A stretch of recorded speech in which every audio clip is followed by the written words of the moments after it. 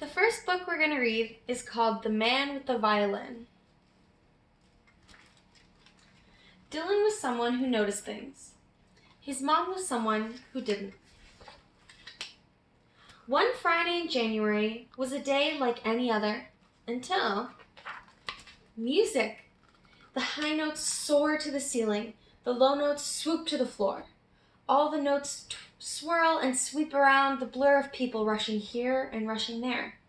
The music is telling an exciting story.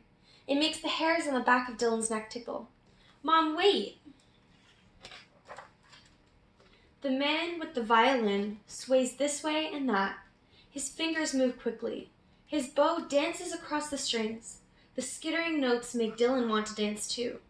Then the music slows, and the man's eyes close as if the music is carrying him from bustle, bustle, bustle to somewhere far, far away.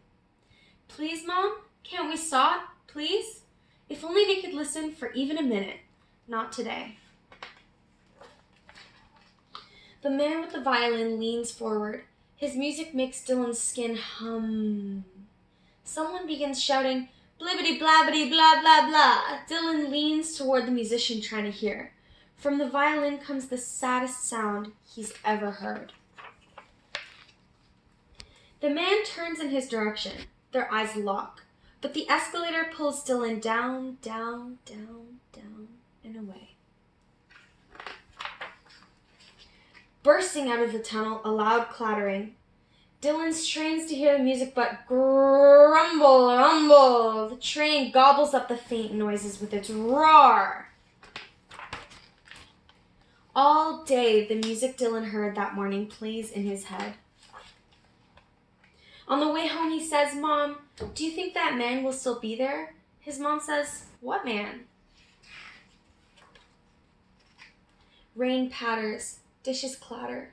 A voice on the radio drones on until suddenly, music, telling a story that makes the apartment bigger and brighter, and Dylan shouts, that's the man in the station! The music fades. The voice on the radio says, today over 1,000 people had the chance to hear one of the finest musicians in the world. Joshua Bell was playing some of the most elegant music ever written on one of the most valuable violins ever made. Yet few people listened for even a minute. Dylan says, I knew it. We should have stopped. We should have listened. Into a pot of bubbling water spills the spaghetti.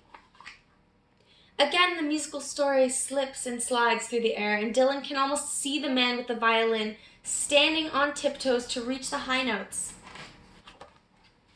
Dylan, you're right. His mom turns up the radio. Loud and sweet, the music fills every corner of the apartment. And together, Dylan and his mom dance. Together, they listen.